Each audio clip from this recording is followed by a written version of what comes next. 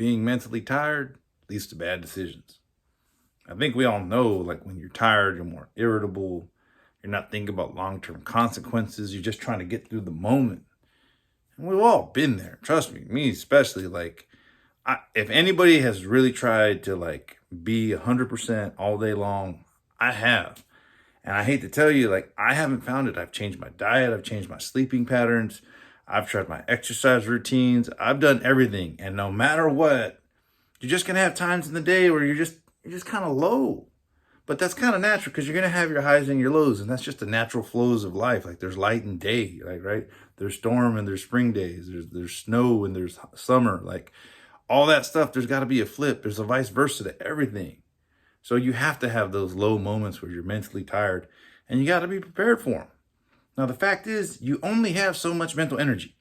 I wish you could have 100% mental energy all day long. You can't.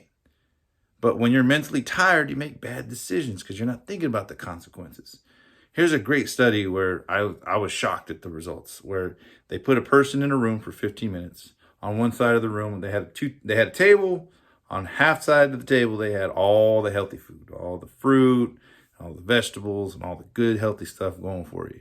And on the other side of the table, they had the junk, the cookies, the brownies, you name it, they had it there. And so they leave them in the room for 15 minutes by themselves so nobody can really judge them. And, some people go for the junk. Some people go for the healthy stuff. I assume the people that ate the healthy stuff wanted the junk, but were like, you know what? No. I'm going to force myself to eat the healthier stuff because it's better for me, right? And so leave them in there for 15 minutes, and then they pull them out, and they say, all right, we're going to have you do this little quiz. Now, see, the quiz was a maze that was unsolvable. It wasn't a matter of if they could solve it or not. They couldn't.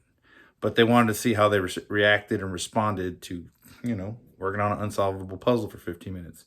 Now, my natural instinct was like, well, the people who ate healthy are obviously more disciplined, so they probably did better. And much to my surprising, it was kind of the opposite.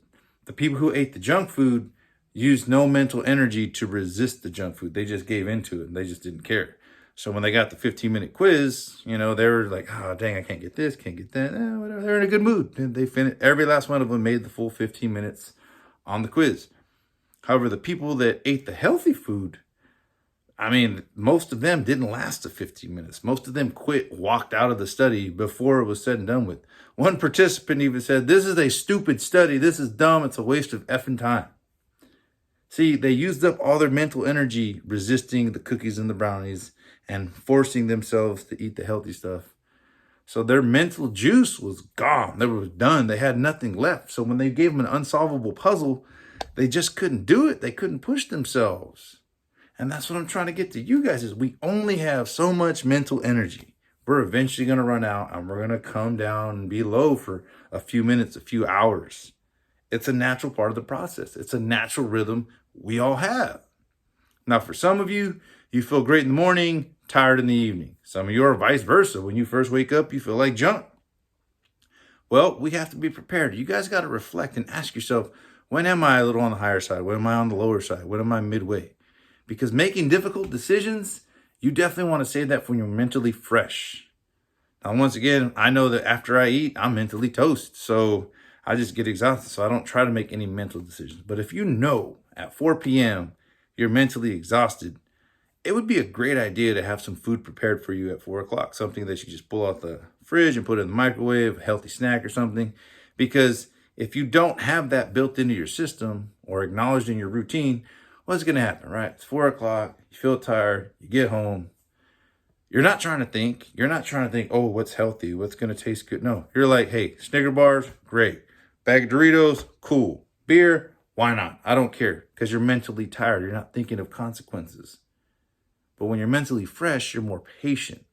I know I'm definitely more irritable with my kids when I'm mentally tired right now. My boy Sammy just got under my skin and I was like, man, son, like really?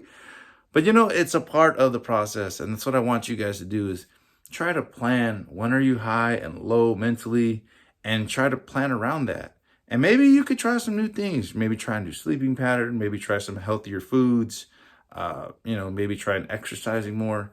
Because the reality is we're all going to end up being mentally tired at some point in time.